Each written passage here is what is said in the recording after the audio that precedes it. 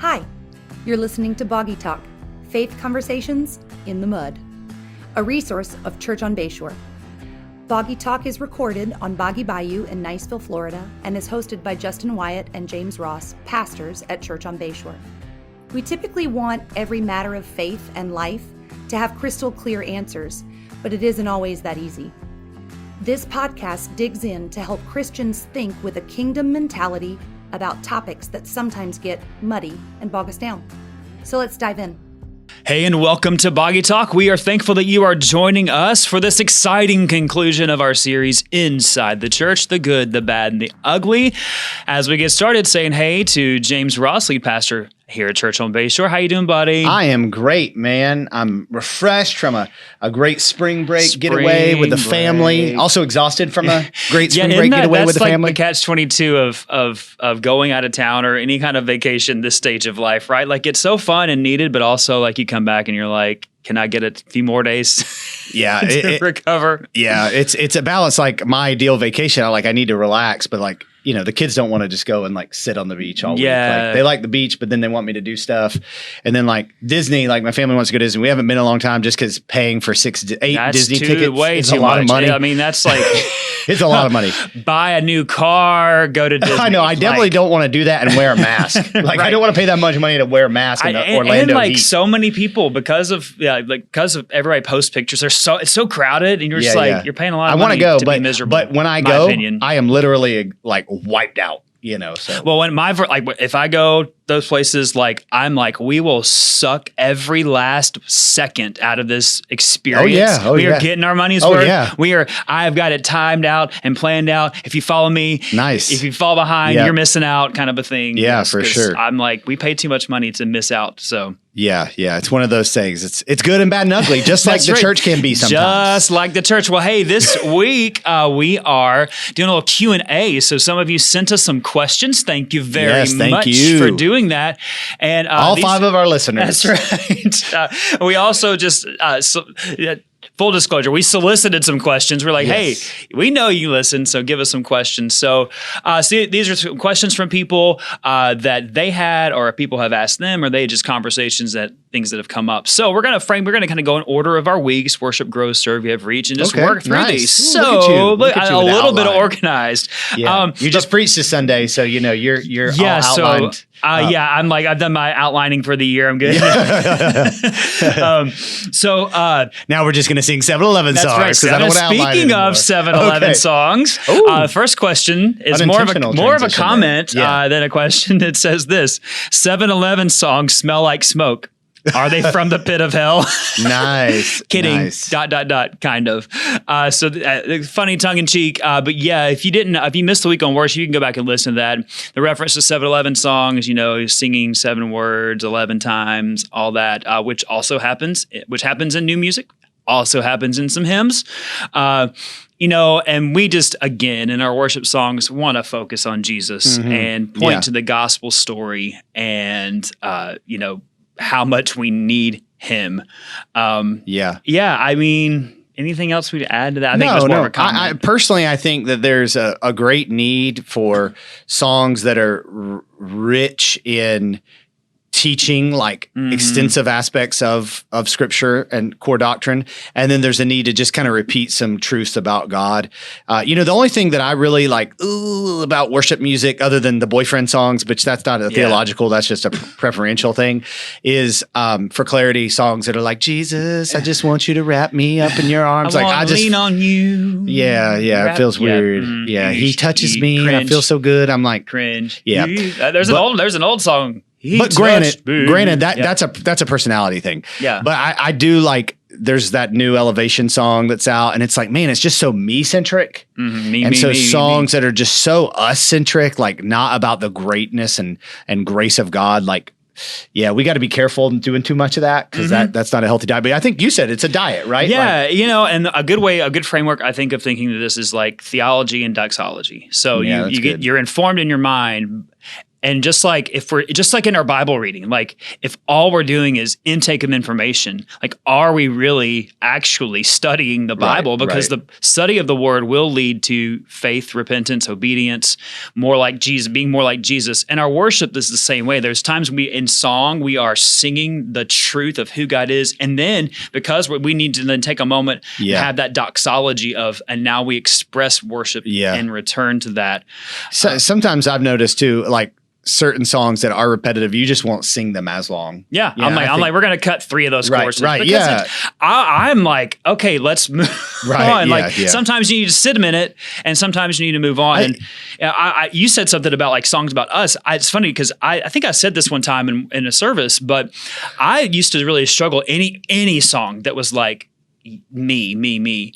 And I use this song as an example for this. Who the Son sets free is free indeed. I'm a child of God. Yes. Like that song is like who we are. Right. And there was a time in my life I would have been like, we shouldn't sing that. But I absolutely think we should sing songs like that because the analogy is like it, as a dad, as a very imperfect father, it brings me great delight when my kids know and enjoy their security in me. And it's the same. It's the same with the Heavenly Father. Like I think it's a balance. It's a healthy diet. We don't want to sing that all the time, but it is an appropriate part of worship. Yeah, absolutely. All right, good stuff. If you got more questions, hit us up. All right, so the next is also about worship, and this is you guys discussed worship music that originates from sources that you have sources that have had major moral failures and are questions of beliefs. I have some great books and material from authors that have meant a lot to me over the years with similar histories. ... So ... And I think the question here is, what do we do with that? I would say you pull yourself an old-fashioned late 80s, early 1990s book burning, CD smashing bonfire. Ooh, and just burn. No, just kidding. Don't do that. I think a good example of this could be, in a very recent example, is the ministry of Ravi Zacharias. Yeah, that's good. So, if you aren't familiar with that, in his situation, all you have to do is Google it. Most of the there were allegations while he was still alive. They seem to have been kind of hushed, and then since his death have very much come to light. And about sexual misconduct, harassment, abuse. So what do you do with that? So no doubt there are people who came to saving faith and were greatly edified through his ministry. Does that mean that their salvation is not valid? No. God can use anyone and anything. And I think, you strain the good, you hold on to what's good, you strain out the bad, and then you move on. I think there's things you can glean and learn. And ultimately, like anyone we're learning from on this earth is not perfect. Yeah. So again, you come to where do you draw the line in this? And honestly, if they're still alive, we don't know where they're going to land. We talked about that in terms of worship songs. Even some of the hymns we've sung, we still sing people who didn't necessarily remain in faith.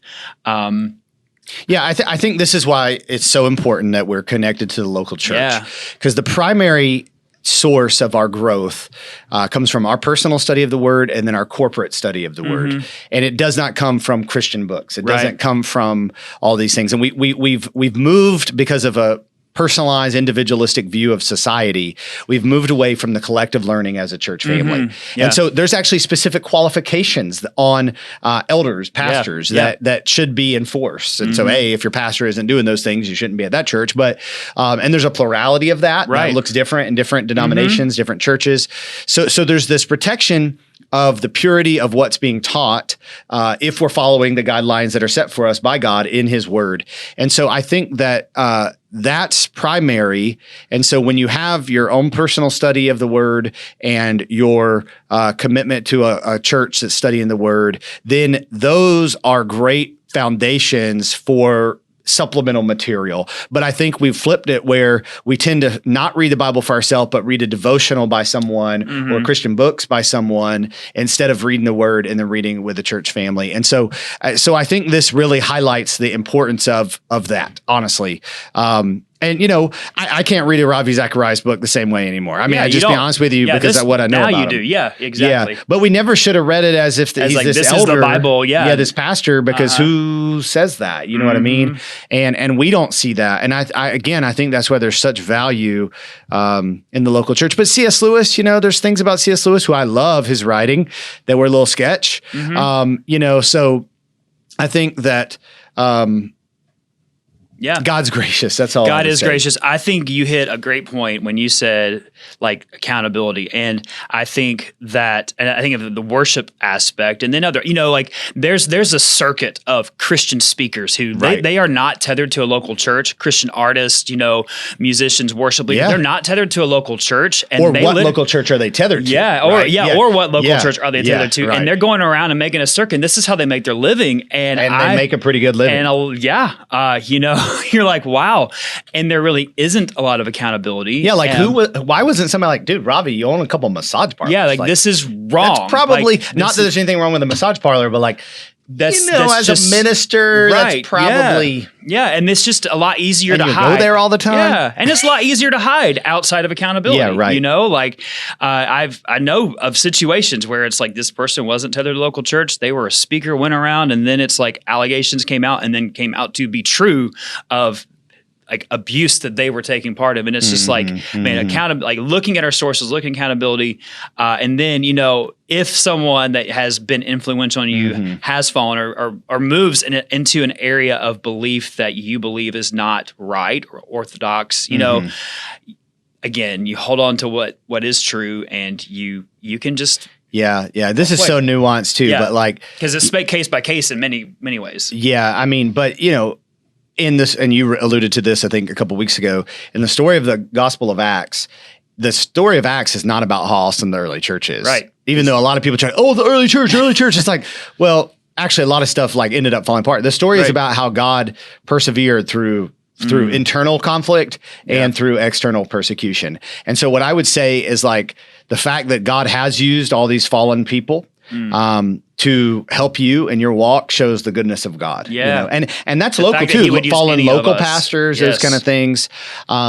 And honestly, was Ravi faking it the whole time or did he stray? Like only God and him really know that. I mean, honestly. Absolutely. And we're picking on him, but there's several people you could say that about. So this next one I think really kind of segues us out of worship, but it's a transition question into where we're going next. We've heard that the church, this is a question, sorry. We've heard the church is a hospital for sinners and not a showcase for saints, but Scripture informs us that we're both.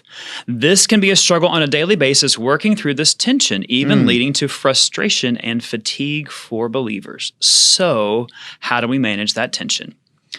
That is a great question. How do we manage that tension? I mean, one, we are sustained by the grace of God in it because, we do want, people who are coming to faith in Jesus, people who don't believe in Jesus, who are coming into the church, people who are new Christians are messy. But guess what? So are Christians. So are Christians who've been Christians for 50 years.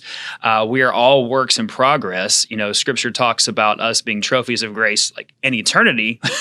When we're perfected.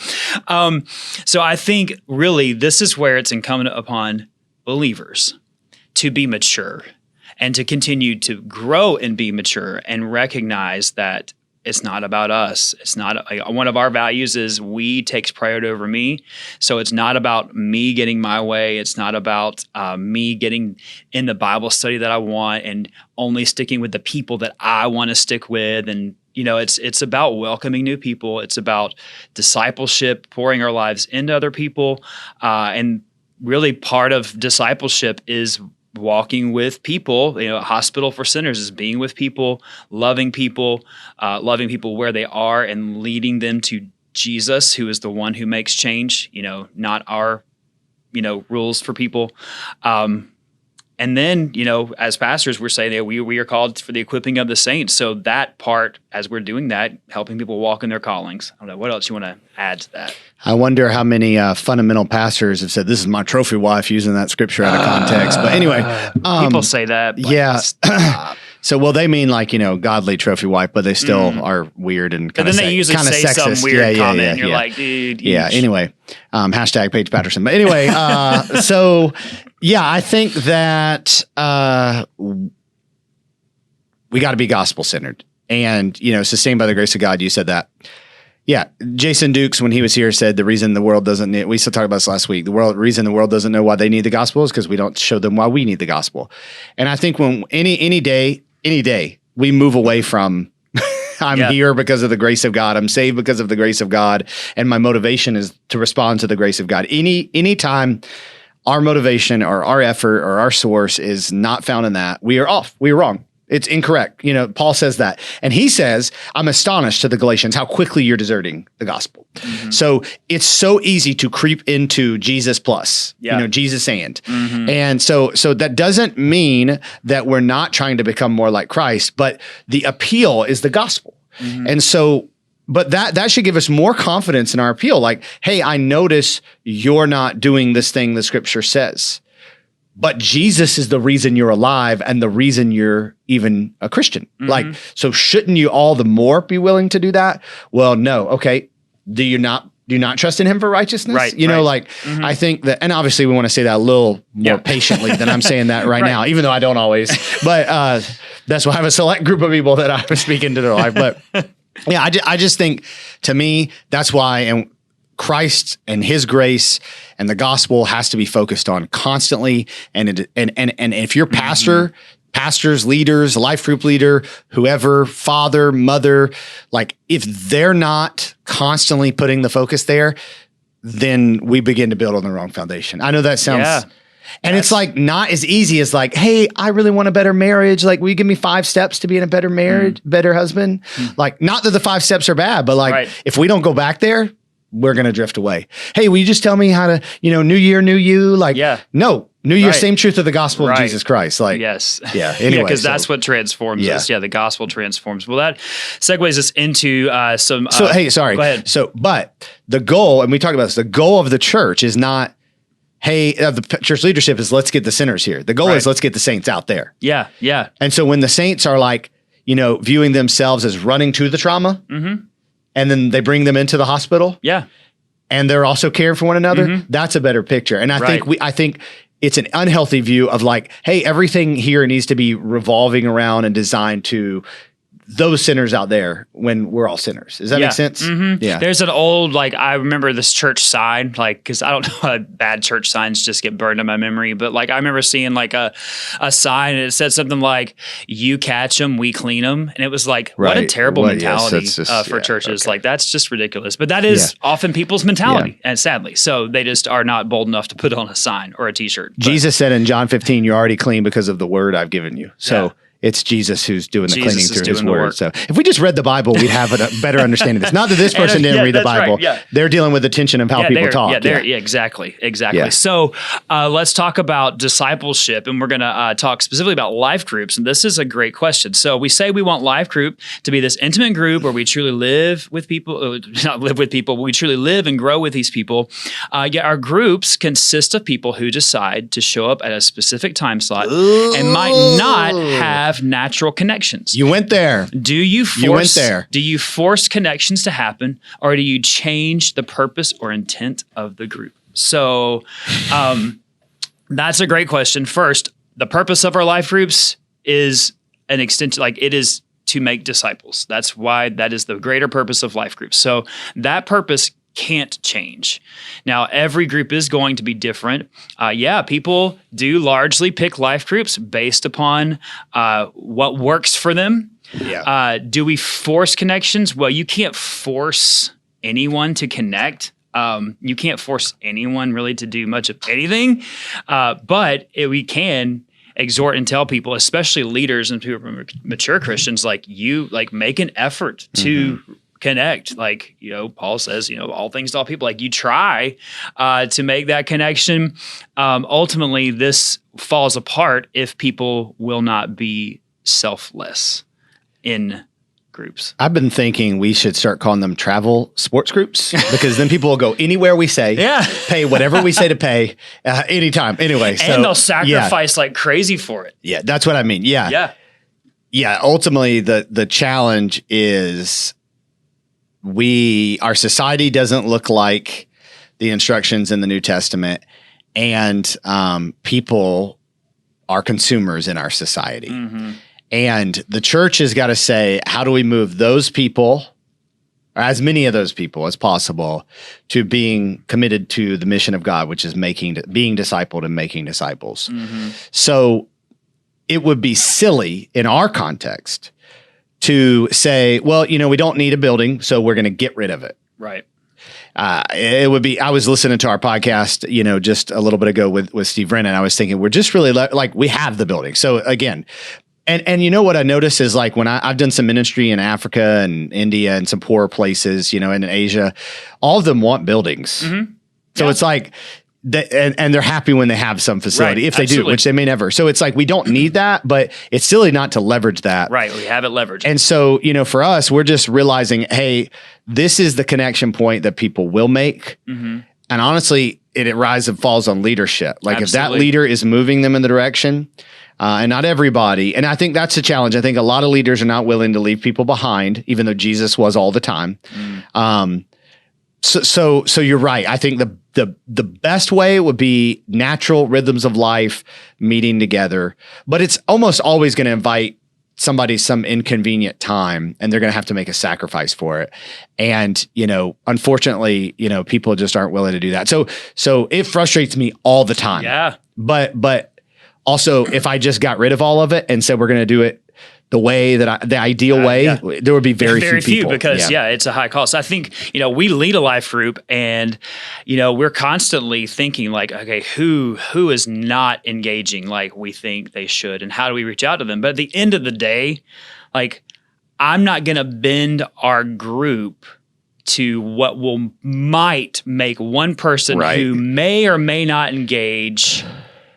If I do that, I'm not going to bend the group to that. I'm going to invite this person to come along. Come on, we're going to check in with them where you've been. But and I think that's what happens is we sometimes bend it to the least common denominator, for lack of better words, instead of hey, this is the vision we got to run here. Right. And some people aren't going to be on, and that's true as a church as a whole. There's some people who are just not going to connect with our expression of the mission of the church. Right. That's a great point. That's a great point. And it's okay. It is okay. Maybe there's another group that is a better fit for them. Maybe it is a person another church. Another church. And that's it's fine. We're pursuing the kingdom. It's okay. Right. Now that goes against every fiber of my being as just in terms of personality. Cause I'm people person. I can get along with anybody.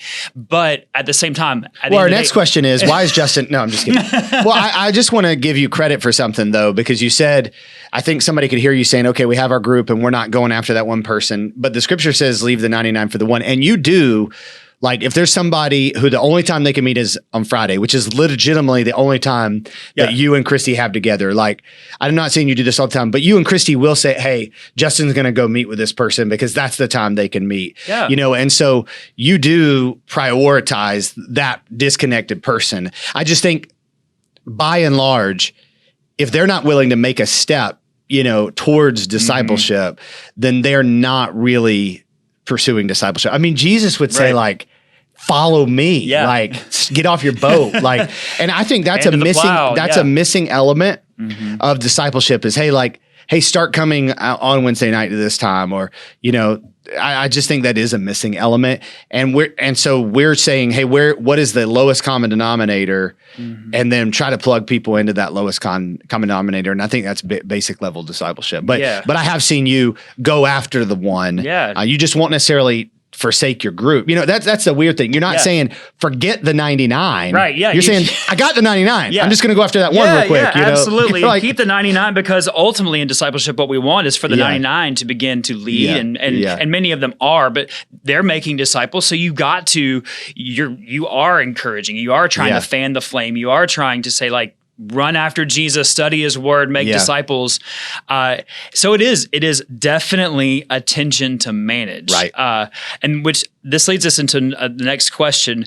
So what if you're in a life group with people you don't prefer to do life with? In other words, what if you don't click with anyone? And what if you don't feel like you find a friend in that group? Should you keep going or find a different group? Well, I think that's a great question. And I will say this, this is what we say at every Discover about life groups is people who are new, go to a group, try it, stick with it for a bit, go to a different group if that's not working.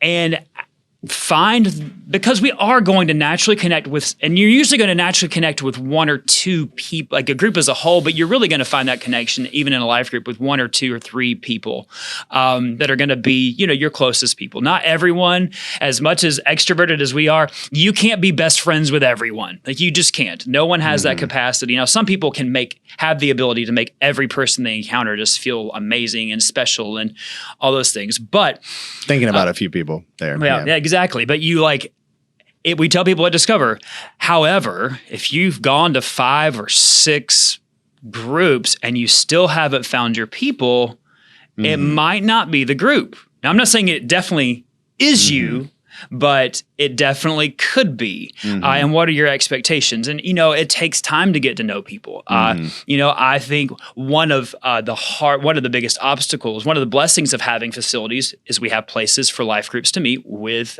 kids ministry, usually at the same time. Like that's a benefit.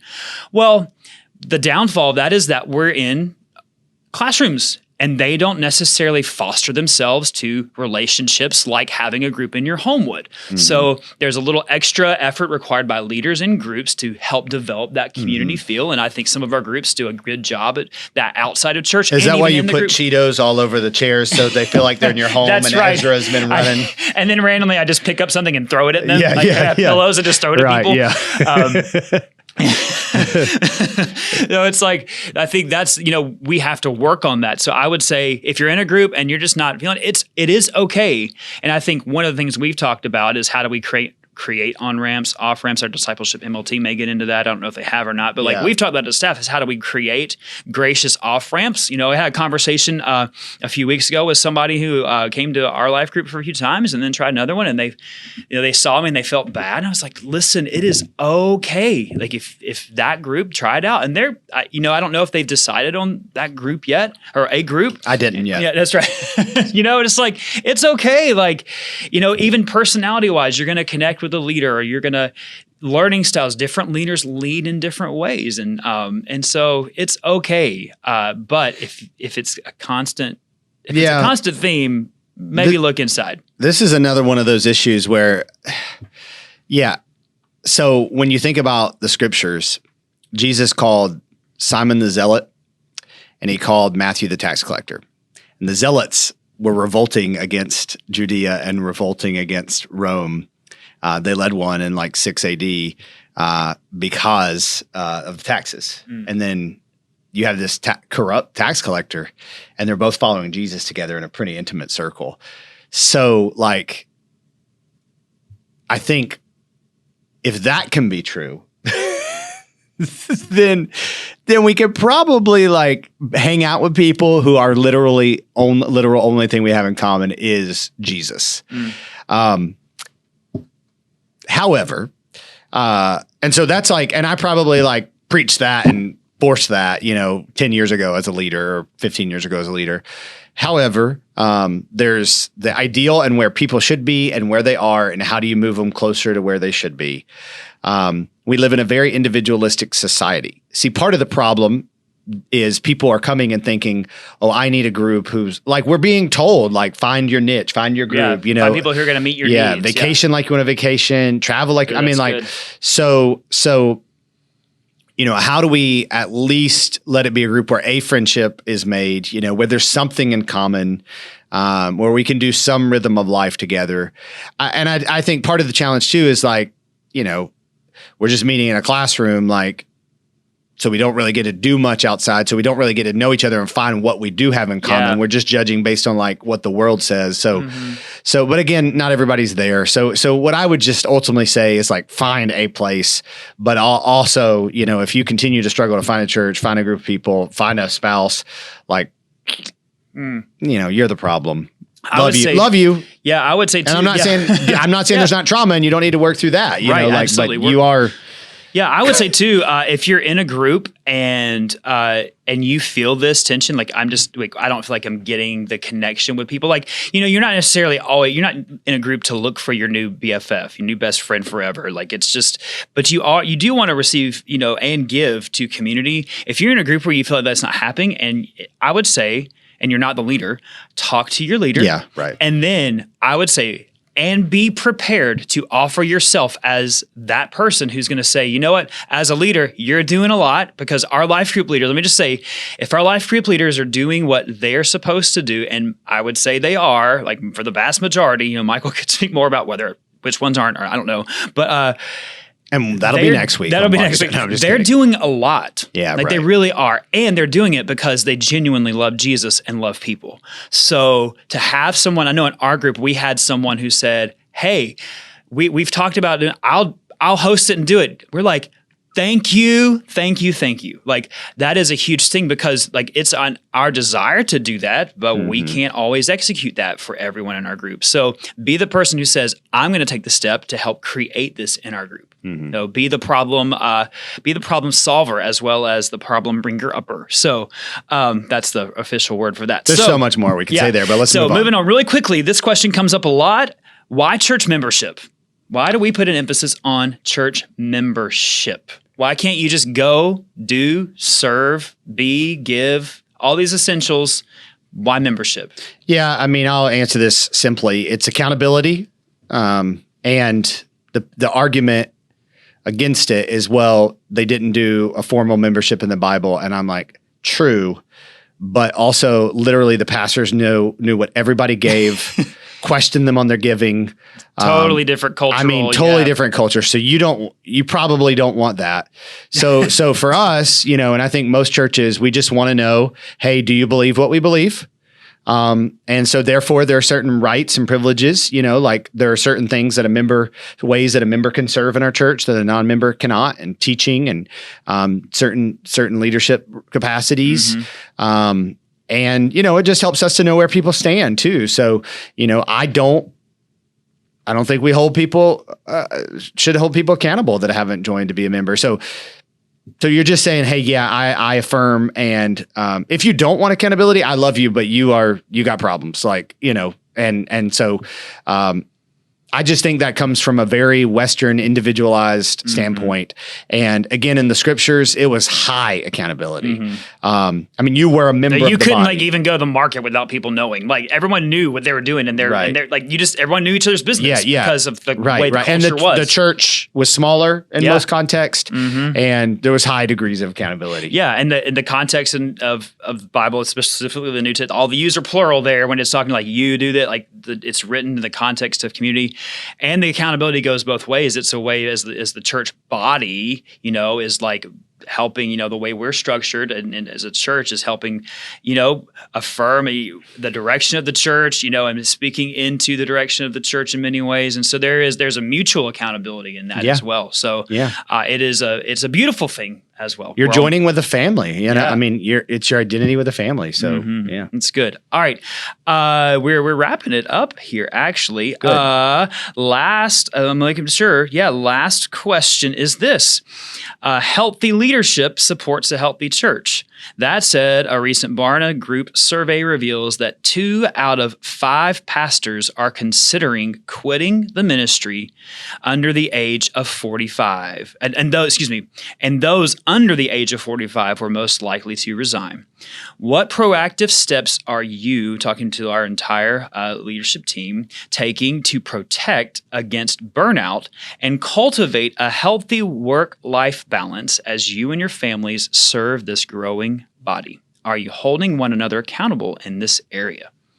Woo, that's a good question. I really appreciate that question because our church people should be saying, how are you guys preventing, at prayer night a few weeks ago, that was awesome. We ended. Well, I think I know what you're going to say. What am I? James stumbled over his speech. Oh, that wasn't awesome. At prayer night, our trustees spoke, and all of our pastors were there. We, gave our ministry team reports, and at the end we just said, hey, what questions do you have? Like based on what was shared tonight, what you can ask. Basically, you can ask us anything. Mm-hmm. And the first question that someone asked was, how can we be praying for you? So Kelly Hefner, if you're out there listening, I think I kind of teared. I was like, wow, what a privilege to be at a church that people are asking that question. That was great. So I appreciate that we have people who ask this question. I think we are doing some things, and we have some things we can continue to grow and do better in this. I think proactive steps we're taking is we do ask each other. I think we do have a pretty healthy culture of within our staff team of asking each other, how are you doing? Like we will make the time to, it is like everybody on our staff team has a lot on their plate. Yeah. I mean, really legitimately, like not just at work, but in their family lives. But I think work life alone, ministry life alone, I should say, there's a lot on our plates. We're all pulled in multiple directions. Part of that's our structure, parts of that our size, part of that. There's a lot of factors. Mm-hmm. But I think we do have a culture where we are willing and do take the time to just like, hey, you doing okay? Mm-hmm. All right. Mm-hmm. What's going on? And to stop and even just pray about things then if we need to. I think sometimes long prayers can burn me out. Long prayers? Long prayers. Yeah. I'm like, can we pray a little shorter and pray for things that matter? But sorry. No, I think so. I actually get asked this question a decent amount from like younger pastors. Because as the lead pastor, you ultimately set the tone for this. Yeah. And I think by and large, it's more visible when lead pastors are burning out, and that's the more common. I mean, churches that don't have any other pastor have a lead pastor, so it affects lead pastors more because there's just more of them. Number one, you need to be in the Word because that's why. I mean, I'm a son of God first. Mm. Jesus said, don't rejoice at what you're doing, God's doing through you, rejoice that your name is in the book of life. And so to me, just being tethered to that truth, and that being my identity. And I think it is. And I think being in the Word reminds me of that. I think that being in an environment where you strive for excellence, but you don't feel the pressure to perform. Yeah. And I feel like we have that environment. Obviously we talk about how to make things better. Literally the other day, we were sitting there both talking about stupid things we do that could be better. Right. Yeah, and which are like not big issues. Right. But it's like, hey, we want to be better. Right. But I don't feel like, and we celebrate numbers and growth, but like, I don't feel like we're like, even we have a goal, 10-year goal, but like if we don't meet it, like it's just why. It's not like, oh, we suck, anyway, I shouldn't say that word because a lot of y'all don't like that. But so I think that's important. And then I think like managing, your own expectations, especially when you're younger, like a lot of the expectations you have on yourself are not from other people, they're from yourself. Right. And then I think one last thing I would say, and there's a lot to be said, but I think burnout mostly comes from the emotional heartache of ministry. Like I can handle, I get exhausted and tired, but I can handle Easter. It's a lot to busy do, week. But it's, VBS summer, when VBS and camps and, truly for me, January and right after Easter are the busiest times because so many people want to meet with me. Mm-hmm. Like I can handle that. What is really hard is when somebody who I've poured into leaves our church. Right. What is really hard is when a mass of people leave and go to the church, up the street, which happens to every pastor. And and it's like, what am I like? These are people I love and care for. It's really hard when somebody says something very mean and critical. Right. It is. Yeah. You take those to heart. And I think I just have people who I can talk to about it. Yeah. And inside the church and outside the church. And I hope that you guys have that too.